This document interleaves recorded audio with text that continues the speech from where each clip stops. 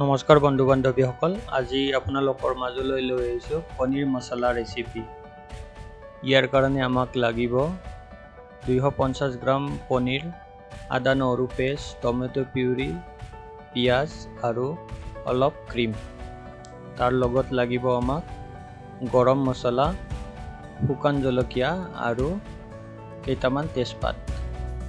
এতিয়া এখন কেৰাহীত মই সৰিয়হৰ তেল দি লৈছোঁ। 100 ml তেল দিলে হৈ যাব। তেলখিনি ধুনীয়াকৈ গৰম হ'ব দিছোঁ। এতিয়া ইয়াত এড কৰিছোঁ মই পিঁয়াজখিনি।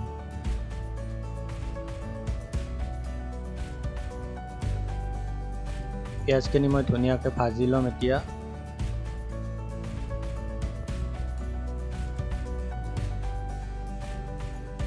প্ৰায় 10 মিনিট সময় মই পিঁয়াজখিনি এনেকুৱাকৈ ভাজি ল'ম। এয়া ৰংচোৱা হৈ গৈছে পিঁয়াজখিনি। লো ফ্লেমত মই ভাজিছোঁ। এটা কথা মন কৰিব, পিঁয়াজখিনি যদি হাই ফ্লেমত ভাজে তেতিয়াহ'লে জ্বলি যোৱাৰ চান্স থাকে, গতিকে লো ফ্লেমতে ভাজি ল'ব। এতিয়া মই ইয়াতে এড কৰিম আমাৰ গৰম মছলা, শুকান জলকীয়া আৰু তেজপাতখিনি। আকৌ ধুনীয়াকৈ মই ভাজি লৈছোঁ এইখিনি।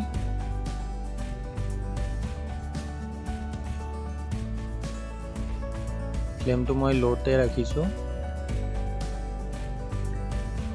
অকণমান ফ্লেমটো এতিয়া হাই কৰি দিছোঁ।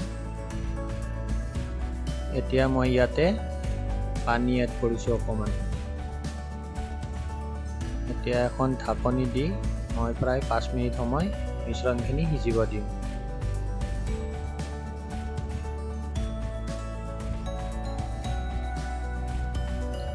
এয়া চাওক, 5 মিনিট পিছত গোটেই মিশ্ৰণখিনি ধুনীয়াকৈ সিজি গৈছে।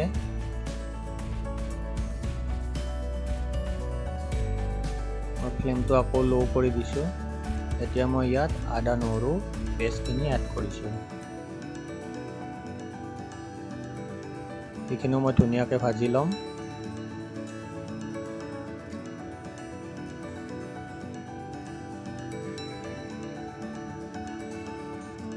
এতিয়া মই ইয়াতে এড কৰিছোঁ হালধি পাউডাৰ। তাৰ লগত মই ইয়াতে এড কৰিম কাশ্মীৰী ৰেড চিলি পাউডাৰ।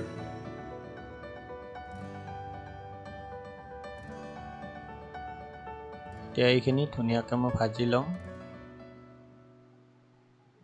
দেখিছে, সুন্দৰ ৰংচোৱা কালাৰ এটা আহি গৈছে। এনেকুৱাকৈ ভাজি ল'ব। এতিয়া মই ইয়াতে বিলাহীখিনি এড কৰিছোঁ। মই ইয়াতে ফ্ৰেছ বিলাহী মিক্সিত গ্ৰাইণ্ড কৰি লৈছোঁ। আপোনালোকে ইচ্ছা কৰিলে টমেটো পিউৰি বজাৰৰ পৰাও আনি ব্যৱহাৰ কৰিব পাৰে।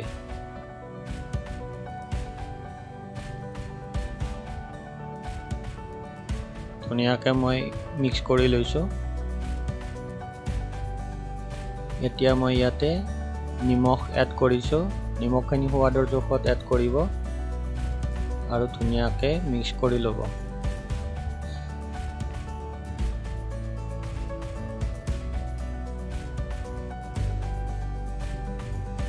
দেখিছে, মিশ্ৰণখিনি ধুনীয়া গাঢ় হৈ গৈছে। আৰু ইয়াতে মই এড কৰিছোঁ ধনিয়া পাউডাৰ আৰু জিৰা পাউডাৰ। ধুনীয়াকৈ মিক্স কৰি লৈছোঁ।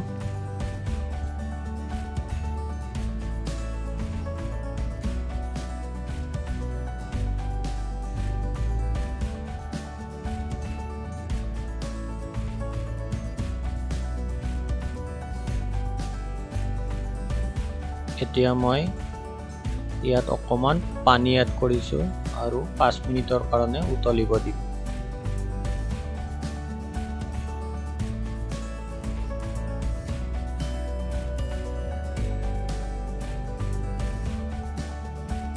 এতিয়া 5 মিনিট পিছত মই ইয়াতে মোৰ বাটাৰখিনি এড কৰিম। বাটাৰখিনি ধুনীয়াকৈ মিক্স কৰি লৈছোঁ।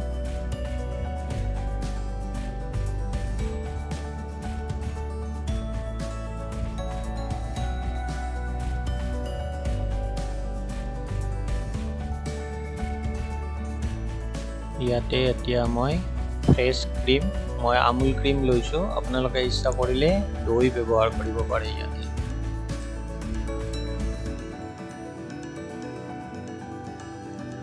ধুনীয়াকৈ এনেকৈ লৰাই থাকিব যাতে মিশ্ৰণখিনি কেৰাহীৰ তলিত লাগি নাযায়। ফ্লেমটো মিডিয়াম কৰিয়ে ৰাখিব। প্ৰায় 10 মিনিট সময় এনেকুৱাকৈ লৰাই ৰাখিব। এতিয়া মই ইয়াত এড কৰিছোঁ ধনিয়া পাত। ধনিয়া পাতখিনি এড কৰি মই ধুনীয়াকৈ লৰাই দিছোঁ।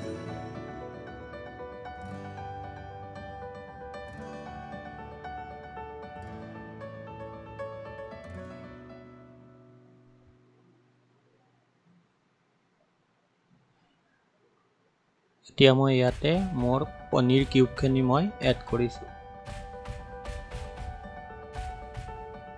পনীৰ কিউবখিনি মই মিশ্ৰণটোৰ লগত ধুনীয়াকৈ মিক্স কৰি লৈছোঁ। এনেকুৱাকৈ মিক্স কৰি ল'ব।